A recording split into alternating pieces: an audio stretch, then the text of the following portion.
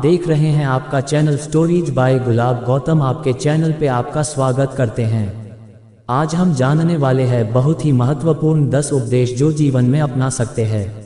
1. दूसरों का बुरा न करें। अपनी प्राण रक्षा के लिए भी जानबूझकर किसी प्राणी का वध न करें। जहां मन हिंसा से मुड़ता है वहां दुख अवश्य ही शांत हो जाता है। 2. सत्य के बारे में 3 चीजें ज्यादा देर तक छुपी नहीं रह सकती। वे हैं सूर्य, चंद्रमा और सत्य। जिस तरह सूर्य रोज प्रत्यक्ष दिखाई देता है, चंद्रमा भी दिखाई देता है, उसी तरह सत्य कभी न कभी सामने आ ही जाता है। अतः असत्य को अपने आचरण में ना उतारें, उससे दूर रहने में ही मनुष्य की भलाई है। 3. जीवन का उद्देश्य सही रखें। जीवन में किसी उद्देश्य या लक्ष्य तक पहुंचने से ज्यादा महत्वपूर्ण उस यात्रा को अच्छे से संपन्न करना होता है। 4. प्रेम का मार्ग अपनाएं। बुराई से बुराई कभी खत्म नहीं होती। घृणा को तो केवल प्रेम द्वारा ही समाप्त किया जा सकता है, यह एक अटूट सत्य है। 5. खुद जैसा औरों को समझना। जैसे मैं हूँ वैसे ही वे हैं, और जैसे वे हैं वैसा ही मैं हूँ।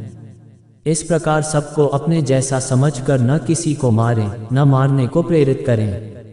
6. स्वयं पर विजय। जीवन में हजारों लड़ाइयाँ जीतने से अच्छा है कि तुम स्वयं पर विजय प्राप्त कर लो। फिर जीत हमेशा तुम्हारी होगी, इसे तुमसे कोई नहीं छीन सकता। 7. दूसरों को सुख दें। मनुष्य यह विचार किया करता है कि मुझे जीने की इच्छा है, मरने की नहीं। सुख की इच्छा है, दुख की नहीं।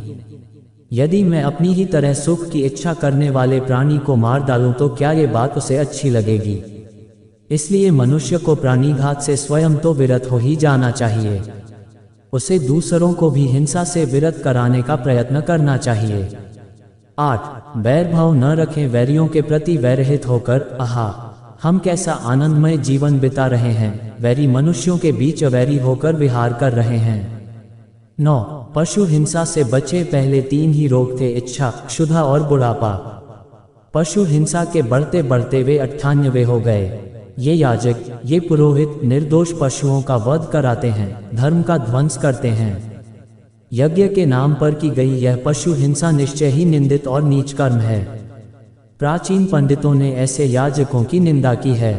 10. चर्म धारण न करे। भगवान बोले भिक्षुओं, महाचर्मों को, सिंह, बाघ और चीते के चर्म को नहीं धारण करना चाहिए। जो धारण करे उसे दुष्कृत दुष्कृत का दोष होता है। ये उपदेश कैसे लगे कमेंट करके बताएं। चैनल को सब्सक्राइब करें। जय हिंद।